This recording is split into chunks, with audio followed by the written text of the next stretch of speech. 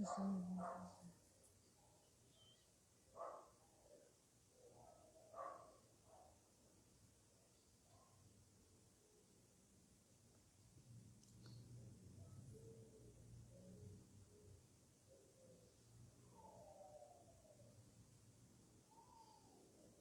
esperar o pessoal. Como que tá o som? O pessoal tá entrando.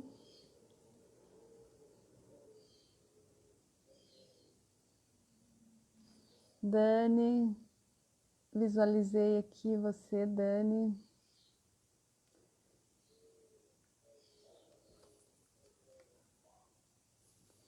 Tá travando, gente? Diz aí se tá travando.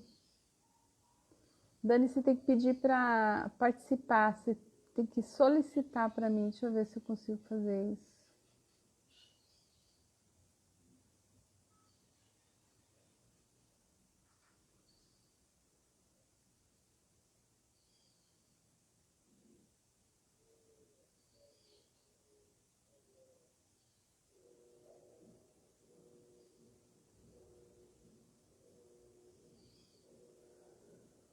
Oi, oi. Vocês estão ouvindo? Já solicitou? Tem que solicitar de novo, Dani. Sai e entra novamente.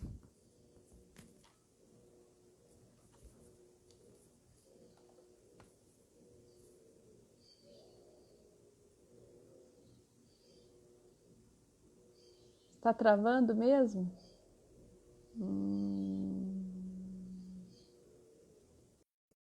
Certo.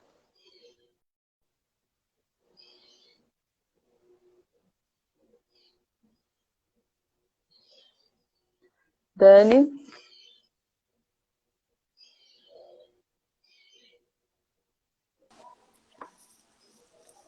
Ah, deu certo, Dani. Agora sim. Cheguei. Ah, você achou que estava travando? Ele tava dando uma mensagem de estamos com problema, tentar mais tarde. Ah, Mas tá. acho que Então nós agora vamos ficar de conseguimos. olho. Conseguimos. Qualquer coisa a gente muda a conexão, vê aí o que a gente faz. Então, boa tarde, Boa Dani. Tudo bem? tarde, querida. Muito boa tarde para você, para todos que Daniele, estão aí né? online. É a Dani, eu sou Dani para todos. Ah, então, eu essa semana a gente está fazendo aí uma semana de lives, né, sobre relacionamentos, né, em época de quarentena. Então, a nossa intenção aí é de poder compartilhar um pouco é, dessas coisas que nós estamos aprendendo, né, Dani? Fizemos aí 2 anos, né? Fomos colegas 2 anos e meio aí na pós-graduação, lá na Helig, em São Paulo, em Direito Sim. Sistêmico. E, e foi assim uma alegria conhecer com você e compartilhar, né, desses ensinamentos também. Uma época nós fizemos um curso, eu fiz, né, um curso lá de mediação sistêmica com, com o seu instituto. Então eu queria que você se apresentasse, né, e falasse um pouco aí de você, o que você faz, né, o seu trabalho dentro da mediação. Tá bom.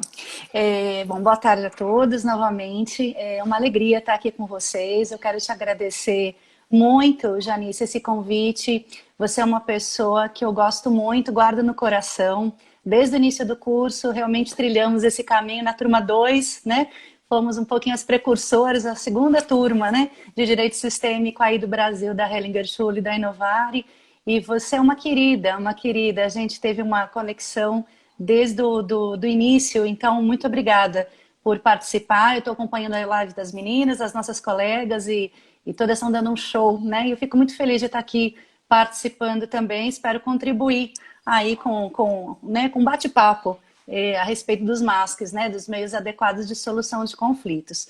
Eu sou advogada, esse ano está fazendo 30 anos que eu advogo, eu sou mediadora há 15 anos, me envolvi muito com o meio acadêmico, de uns 20 anos para cá, então dou aula em cursos universitários, sou professora universitária de processo civil, né? Então eu Ah, brinco com os alunos que eu fico com dois corações, porque ensino técnicas adversariais, né? Os agravos, os Ah, recursos, os embargos, mas eu não sou mais a mesma professora de uns anos para cá, já conto para vocês por quê. Né? Então, eu dou aula, eu coordeno curso de pós-graduação também nessa área de mediação, conciliação, negociação, arbitragem. Conheci o caminho da mediação há 15 anos atrás, me apaixonei pela mediação. Eu sempre fui advogada na área litigiosa, desenvolvi uma carreira corporativa dentro de algumas empresas, multinacionais, empresas grandes, e sempre na área do litigioso, né? Sempre na área do contencioso. E eu falo que às vezes é com tristeza que eu falo um pouquinho que eu era boa na briga, porque eu ia sempre pro contencioso, não ia pro contratual, pro preventivo, não. Me colocavam sempre no litigioso, né? olha, Então, eu cheguei a diretora jurídica, chefe de contencioso, sempre no litigioso. E aí, houve um despertar, né? Eu escutei a Gracília, a Thaís também, dizendo daquele momento em que a gente tem uma mudança na carreira da gente, né? São coisas que acontecem e que fazem com que a gente repense realmente algumas coisas. Eu tenho um amor pelo direito, pela advocacia, o caminho que eu escolhi, é a minha profissão de origem, mas eu vi que a gente poderia sim pensar e agir de uma outra forma. E algumas coisas aconteceram para isso, né? Duas situações foram muito marcantes, sabe, Janice? Uma delas foi uma audiência onde eu advogava para uma grande construtora nacional, eu era advogada dessa construtora, e era uma ação já, um litígio muito grande, muito tempo, um processo longo, e que culminava aí com a busca e apreensão, né, deste imóvel em função do não pagamento de parcelas aí de um apartamento, né, nos Jardins, em São Paulo. E eu me vi entrando numa audiência e um senhor com o advogado dele, um senhor empresário de uns 70 anos, ajoelhando na minha frente e na frente do preposto da empresa do meu lado, pedindo, por favor, que fosse dada alguma outra chance, porque eles já estavam no processo há muitos anos, que ele não tinha mais para onde correr, não tinha mais recursos para usar, ele tinha uma empresa, a empresa fechou, a empresa faliu, ele não tinha mais o que fazer e pedia, pelo amor de Deus, uma ajuda. E eu quase entrei na audiência aos prantos, porque eu tinha que fazer o meu papel como advogada da construtora e eles tinham direito de ter o imóvel de volta, eram muitos anos sem o pagamento das parcelas que eram devidas a eles, mas eu me vi diante daquele ser humano dizendo que tinha família e filhos e que a empresa faliu e pedindo uma outra forma e que a empresa não concordava num parcelamento como ele poderia pagar, né? Impunha um pagamento maior. E eu fiquei muito mal com isso e pensando muito se não havia uma forma diferente de resolver as coisas. Mesmo assim, ainda continuei. E aí não trabalhei mais para empresas, montei o meu escritório, isso já foi uma mudança. Eu já quis filtrar um pouco mais alguns casos, sabendo que eu poderia também ajudar de alguma forma se eu não trabalhasse dentro do ambiente corporativo, onde a gente tem metas e tem objetivos e recebe orientações dentro de uma escala hierárquica, né?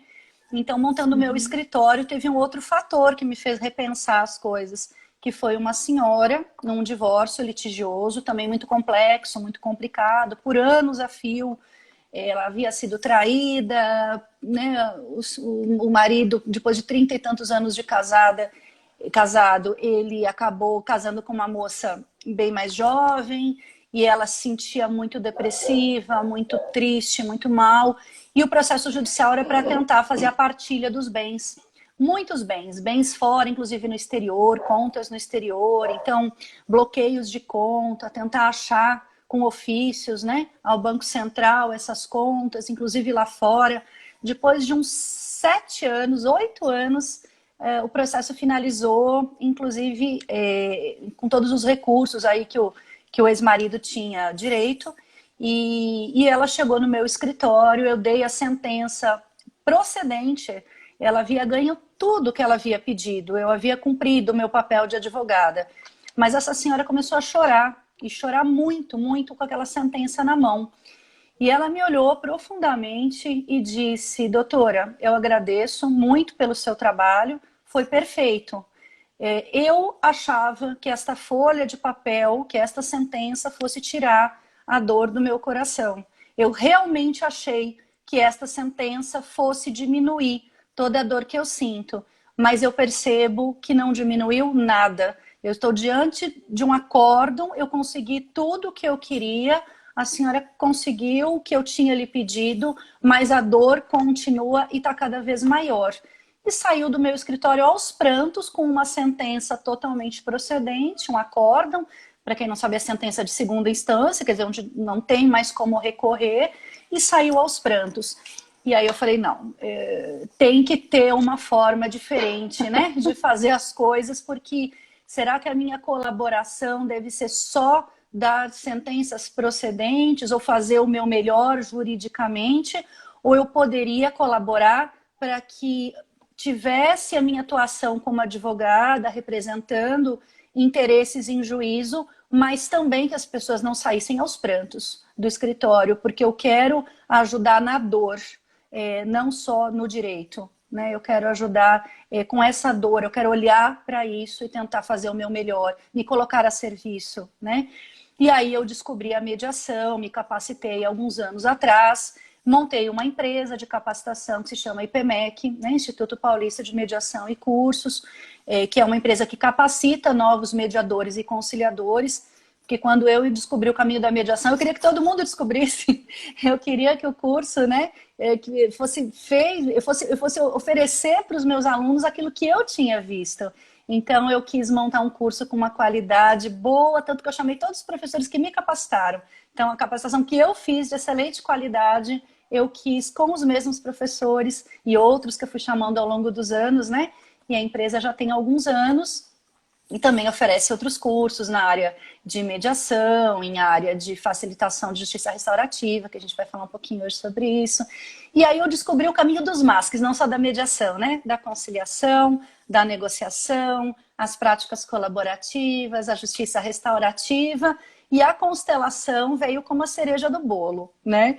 Aí, quando eu comecei a ter o olhar sistêmico, juntando com este olhar diferenciado na ajuda, na solução do conflito das pessoas, e ainda com o olhar sistêmico, e hoje eu vejo que a gente tem uma caixa de ferramentas na mão. Tem uma autora chamada Tânia Almeida, maravilhosa na mediação, que ela tem um livro chamado Caixa de Ferramentas.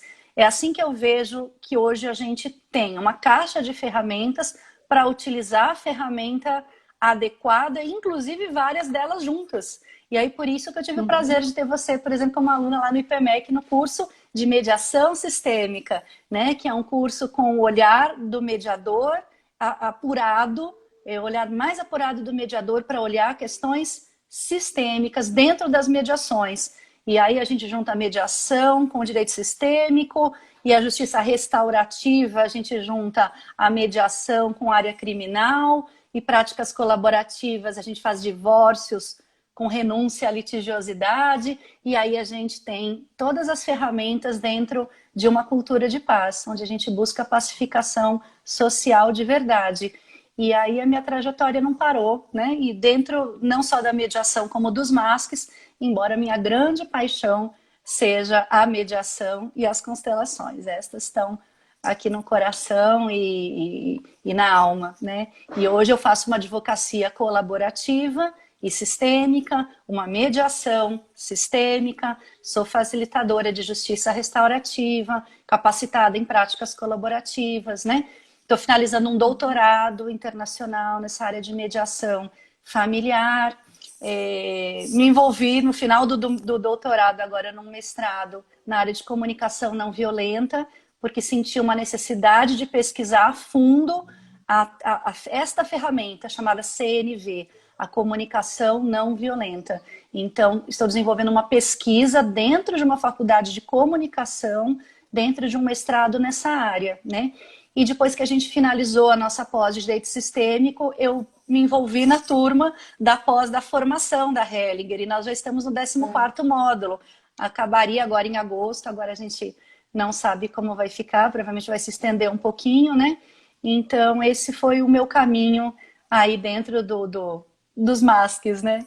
Que são os meios adequados de solução de conflitos. A gente conversava há pouco, né, sobre essa denominação, né, Janice, porque nem sempre foi meio adequado. As pessoas chamavam MESC no começo, MESC, meios extrajudiciais de solução de conflitos. Aí começou a chamar um pouco MASC, meios alternativos de solução de conflitos. E muitos em congressos, convenções, não gostavam deste termo, alternativo. Alternativo é uma ideia de underground, né? De uma coisa que é alternativa.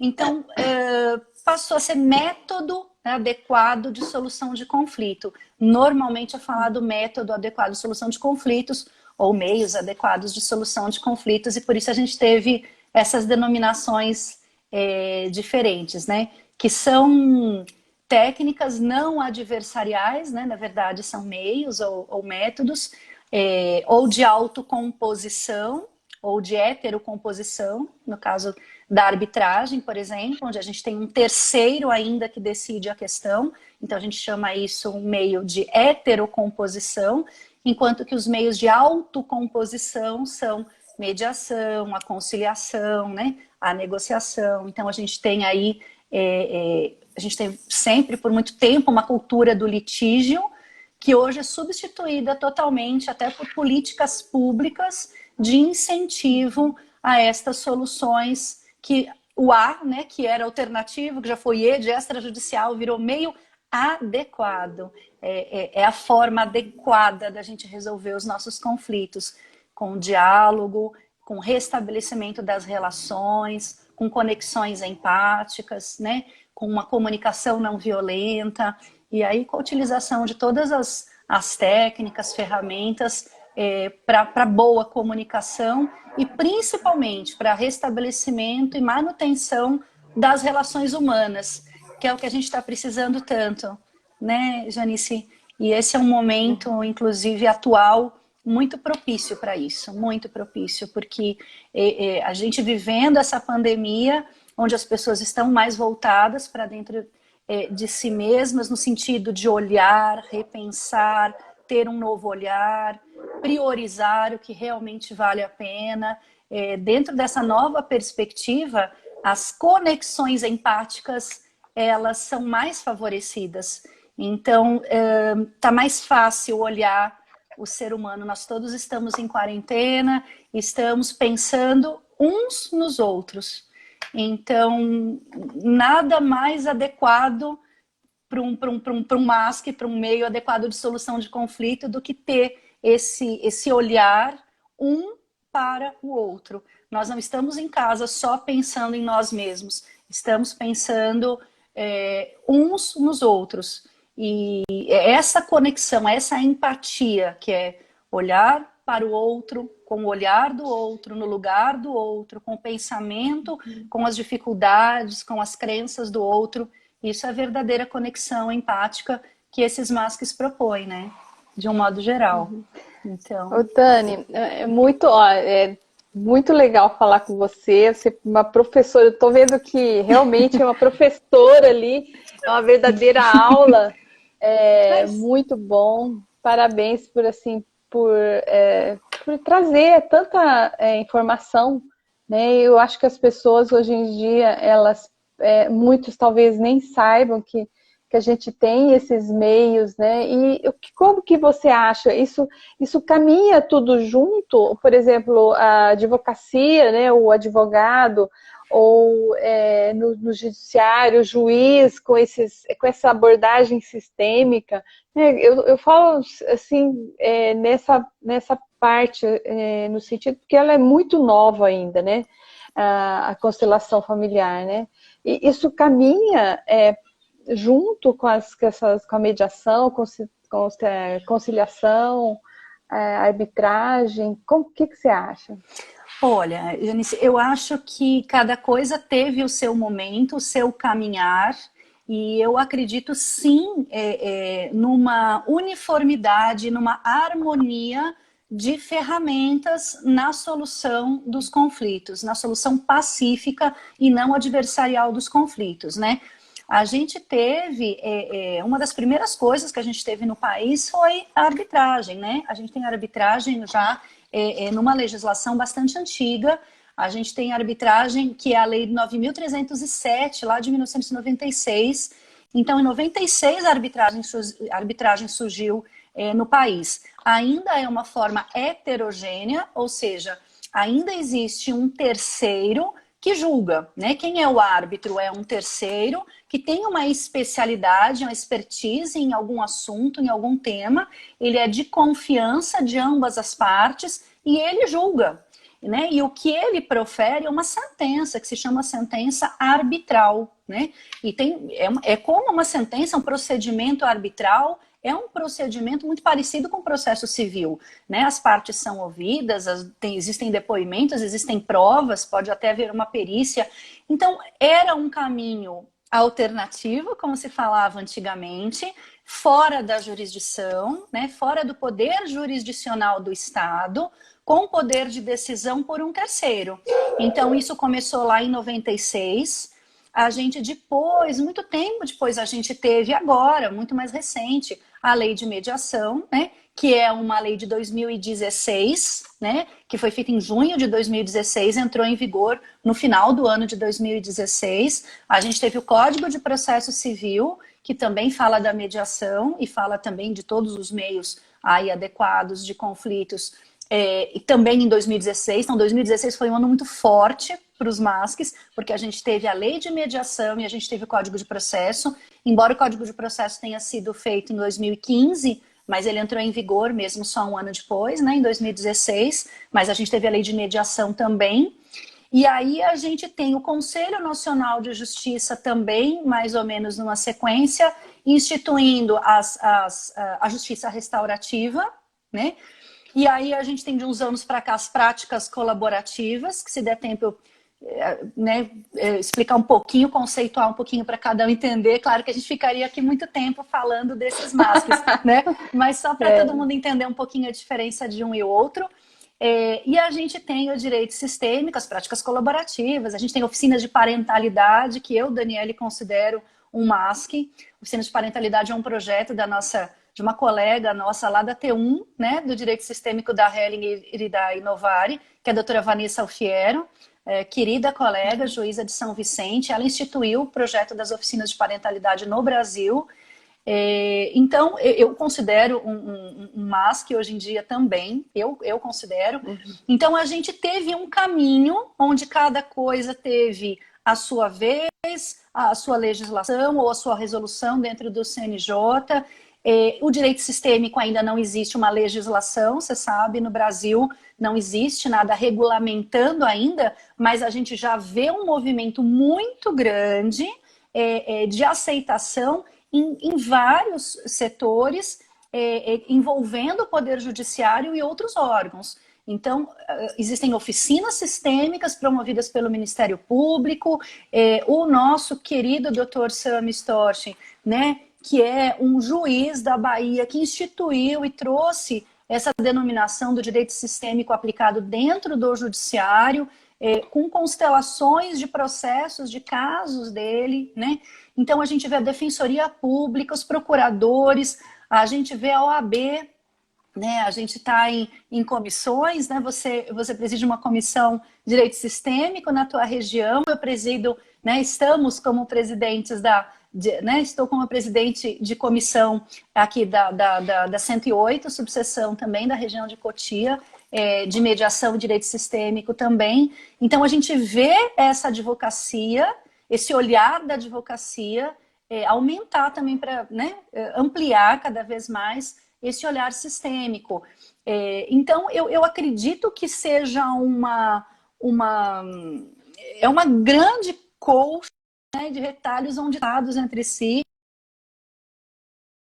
e esse entrelaçamento pelo amor, né, pela cultura de paz. Quer dizer, não existe nenhum destes MASCs que eu comentei que não estejam com a mesma intenção, que é ajudar, pacificar, colaborar, olhar para a cura, para a solução, para a ajuda ao semelhante. Então, todas têm isso em comum. Por isso que a gente não pode afastar uma da outra, cada um no seu tempo, mas hoje eu vejo todas se abraçarem.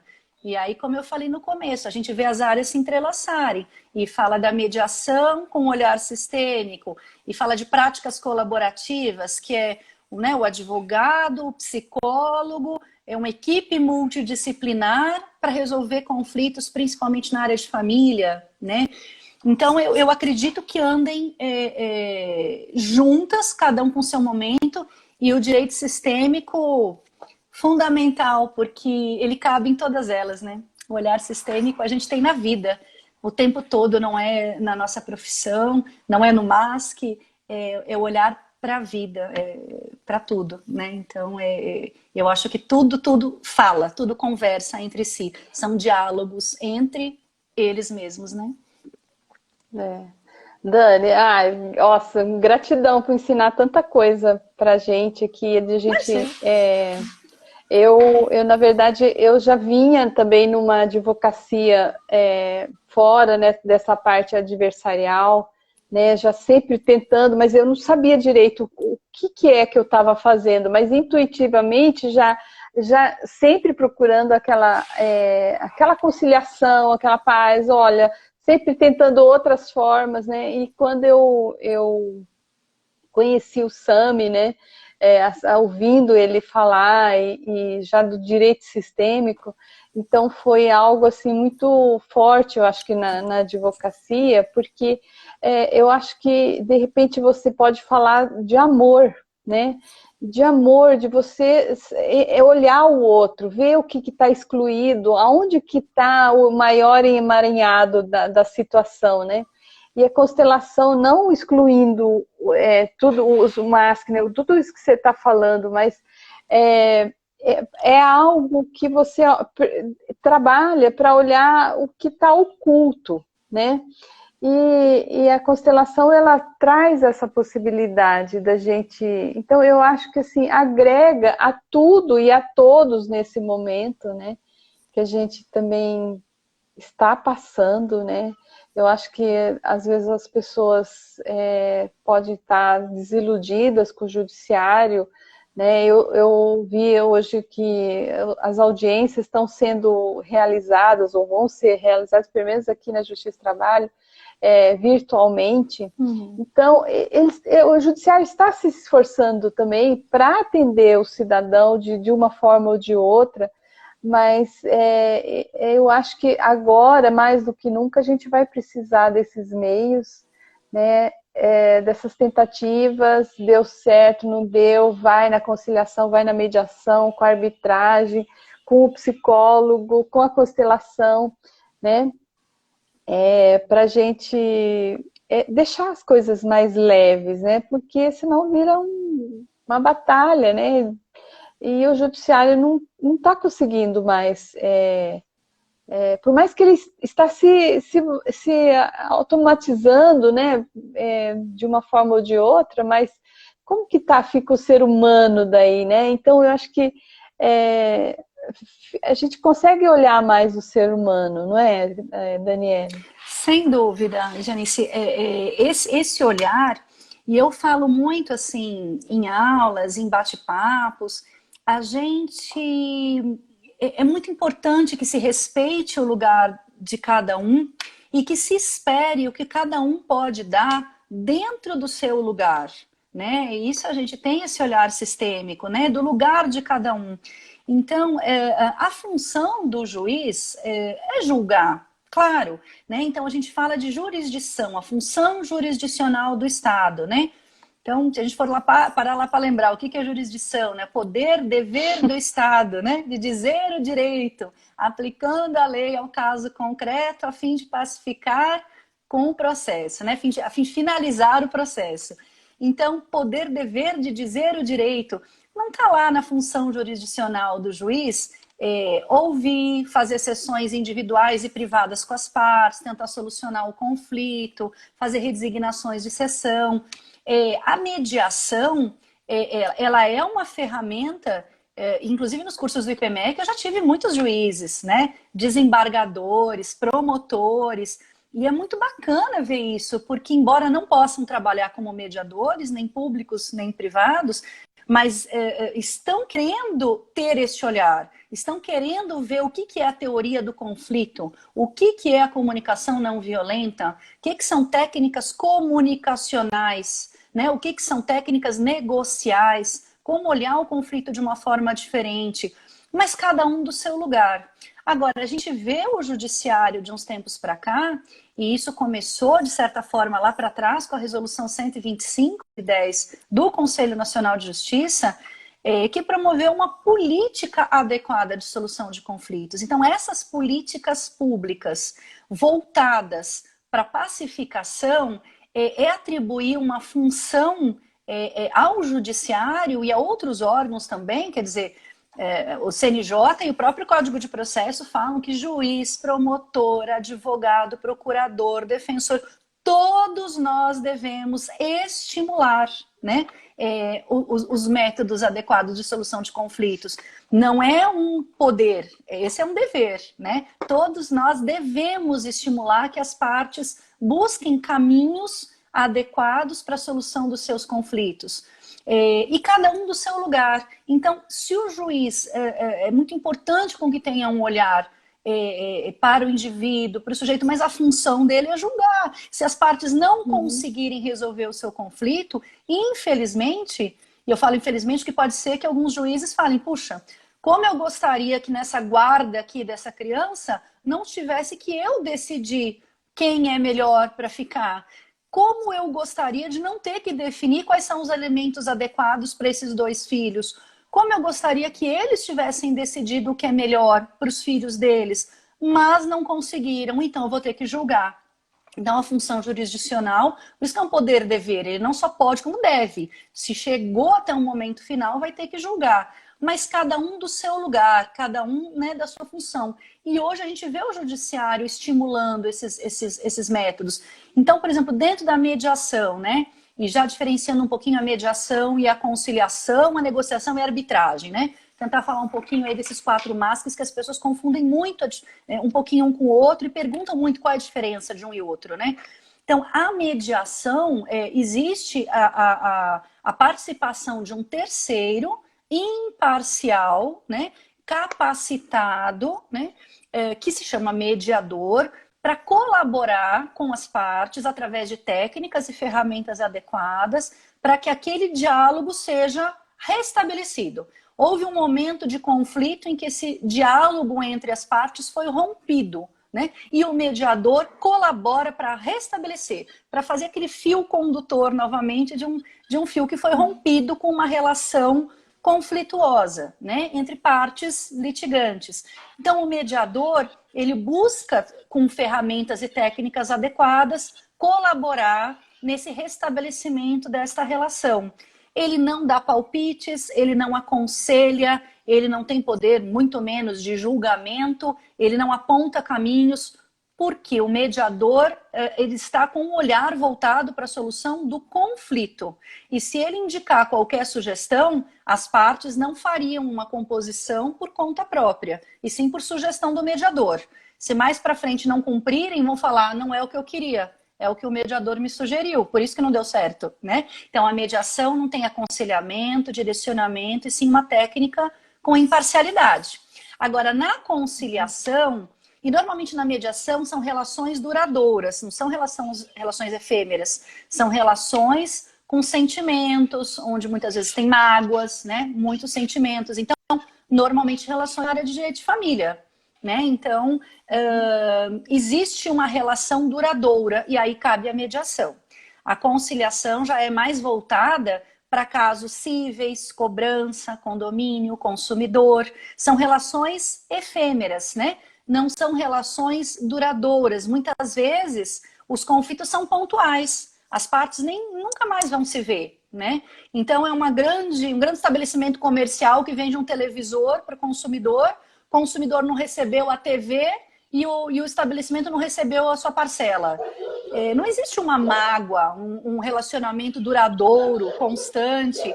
Então, ali o conciliador, utilizando outras técnicas, que não obrigatoriamente as da mediação, ele pode sim colaborar, não para o restabelecimento só do diálogo e do conflito. O olhar dele é para a solução.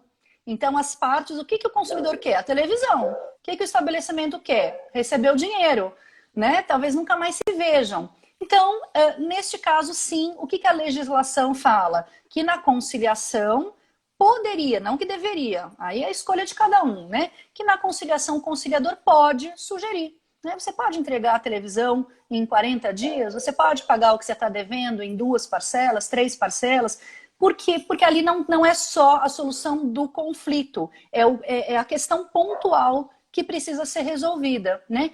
Então, a conciliação é mais casos cíveis, a mediação normalmente casos de família, mas tem exceção. Tem casos de família sem conflito, só para fazer a partilha dos bens, já estão definidas a questão dos alimentos dos filhos e da guarda, não tem conflito, né? Então, como que a gente vai usar técnica para ajudar o estabelecimento da relação em situação de conflito se não tem conflito? Então, é conciliação, mesmo sendo um casal se divorciando. E existe também a questão do consumidor, que tem uma relação duradoura, sim, com o seu estabelecimento de consumo, né? Condomínio.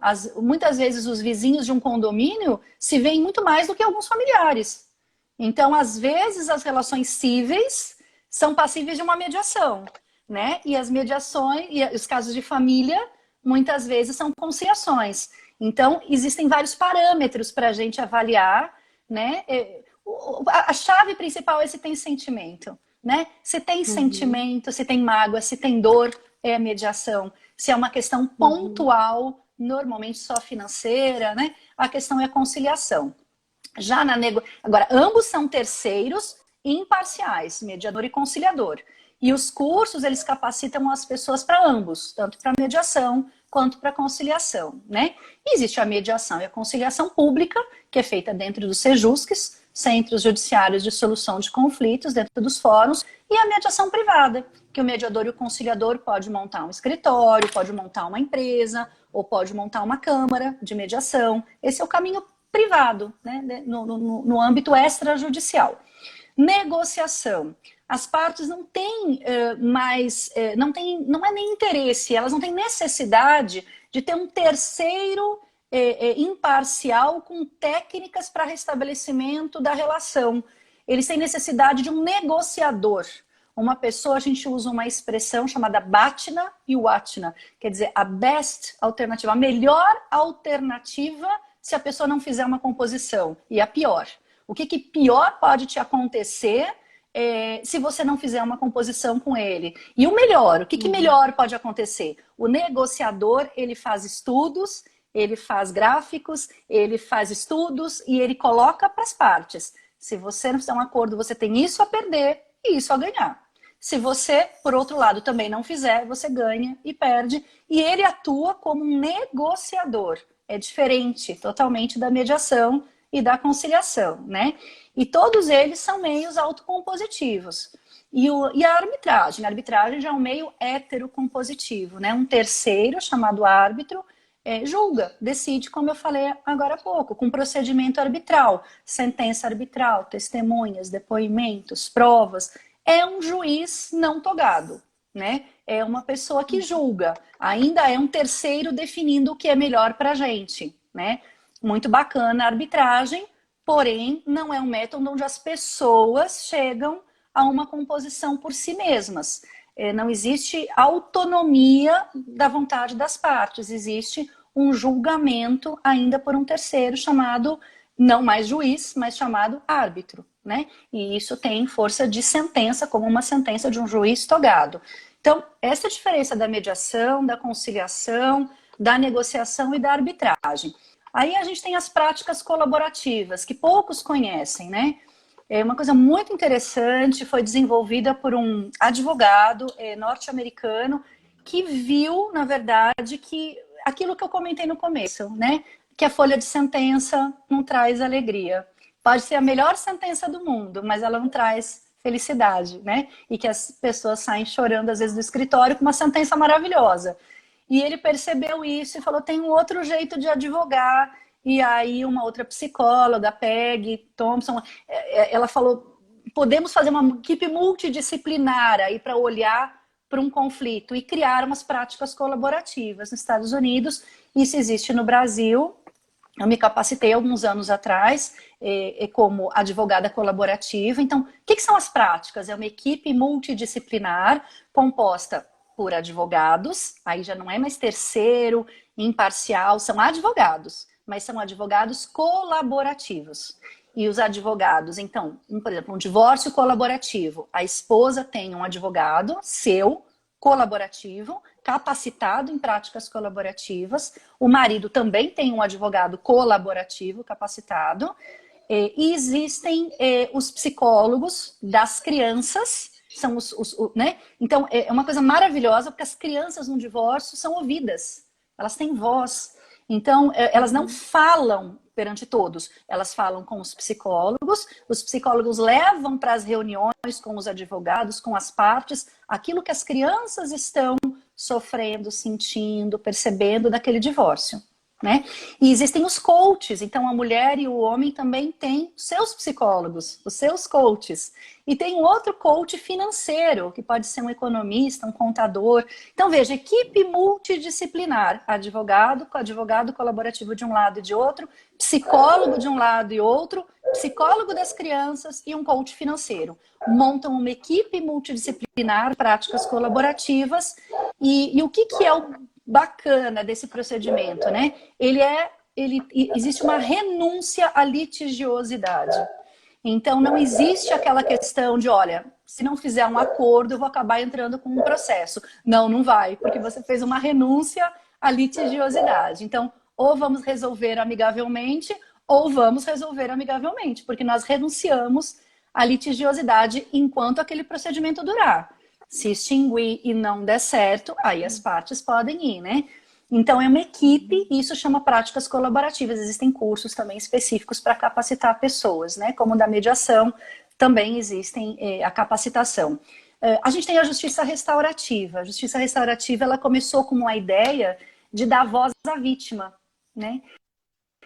Dentro do processo criminal, muito profunda, a gente tem tempo aqui se eu fosse me aprofundar nela, mas houve uma pesquisa em que as vítimas elas tinham muita necessidade de serem ouvidas, né?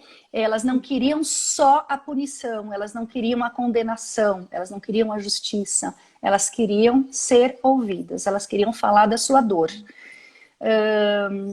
Isso não acontece dentro de uma audiência criminal, né? O juiz criminal, e veja, não fica nenhuma crítica aqui, porque não é função do juiz. Volto lá, né? Cada um no seu lugar, né? O juiz não vai se reunir com a vítima numa sala e falar, me fale o que você está sentindo, o que você está... Embora existam hoje juízes, né? Como o Dr. Sam Stork e outros maravilhosos que a gente conhece, que tem esse olhar de ouvir, né? Mas a máquina judiciária não permite com que isso seja feito. Então as pessoas buscam caminhos de terapias mesmo, e psicólogos, não falam da sua dor dentro do ambiente judiciário. E aí a justiça restaurativa falou, não, a gente vai falar isso dentro do ambiente judiciário, sim. A gente vai criar uma coisa chamada justiça restaurativa, colocando ofensor e vítima um na frente do outro, para que esse ofensor ele tenha noção, e não só ofensor e vítima, mas a comunidade eventualmente que foi atingida por aquele ato criminoso, né, do ofensor, e ele se vê diante das consequências dos seus atos. E isso está mais do que provado que é muito mais eficaz do que qualquer cadeia, do que qualquer prisão, né, em relação à ressocialização.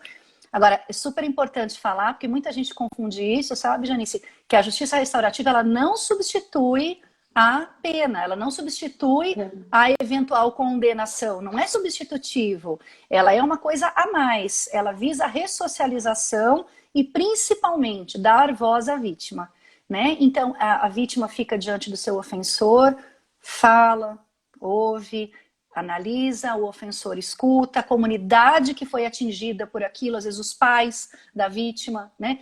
Existem casos nos Estados Unidos de estupros, né?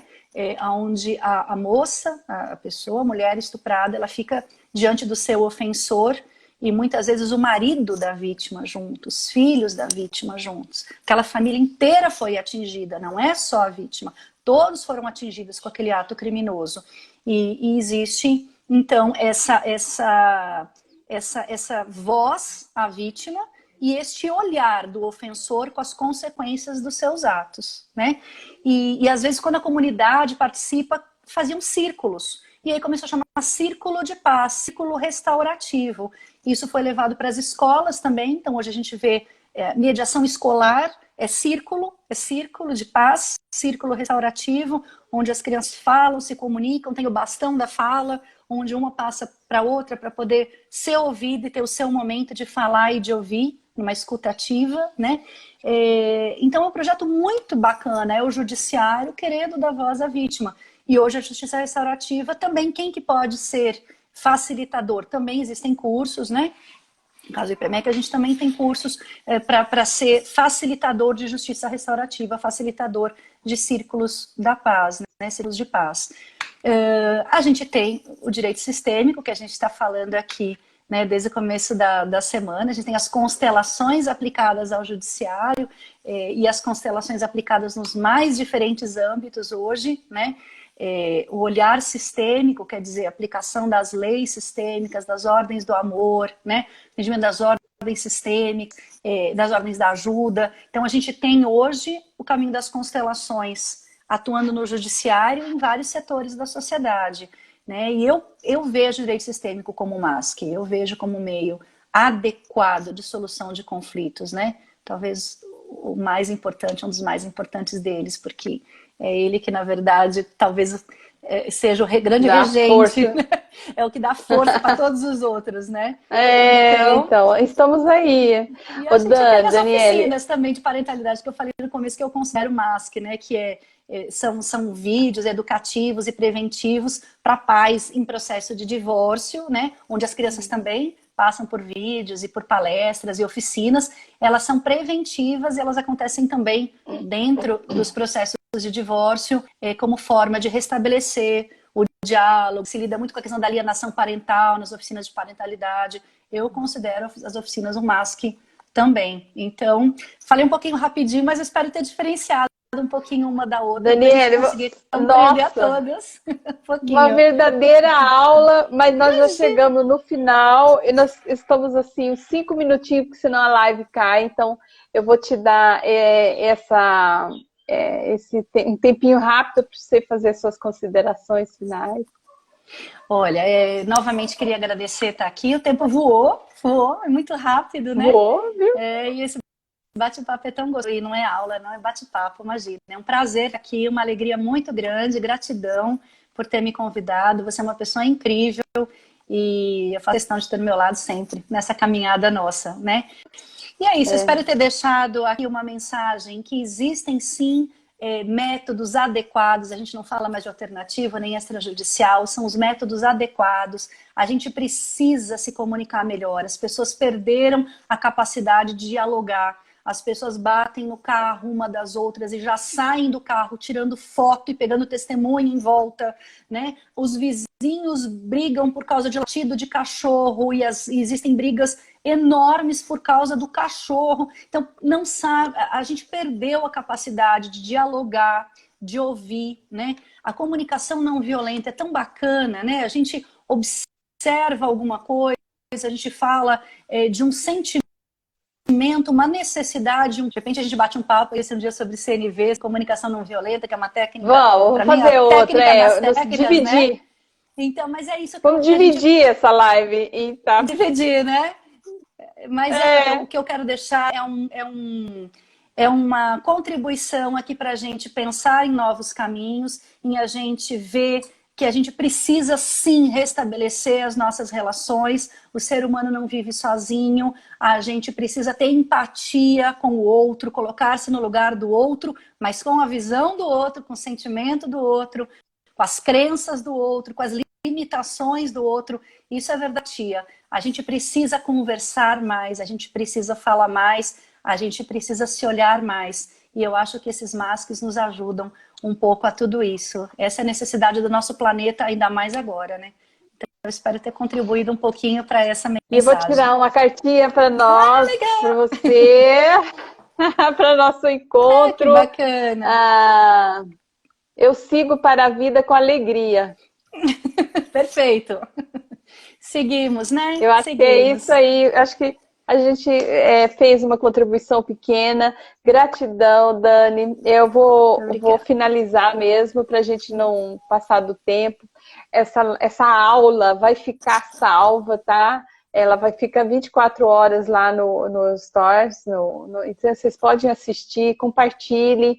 Porque, Dani, uma verdadeira aula. Parabéns Imagina. por sintetizar tão bem isso tudo. E É um estou muito feliz, prazer. gratidão mesmo, viu? Estou muito Gratidão feliz, muito profunda. obrigada. Estamos Está no meu juntas e coração, conectadas, é. sempre. No meu também. Tchau, tchau. Obrigada. Gratidão. Tchau. Aí, live aqui, para não estourar o passar do tempo. Gratidão a cada um que entrou, pôde ficar um pouquinho, compartilhe, que realmente foi uma aula que a Dani deu para nós desses meios, então nada está perdido, temos muitos caminhos para a solução desses conflitos, cada um vai escolher aquilo que é melhor para si. Gratidão a todos e amanhã não vai ter live, porque é meu aniversário, vou comemorar a vida amanhã e sexta-feira temos outra, tá bom? Gratidão a todos. Obrigada. Obrigada por vocês estarem aqui.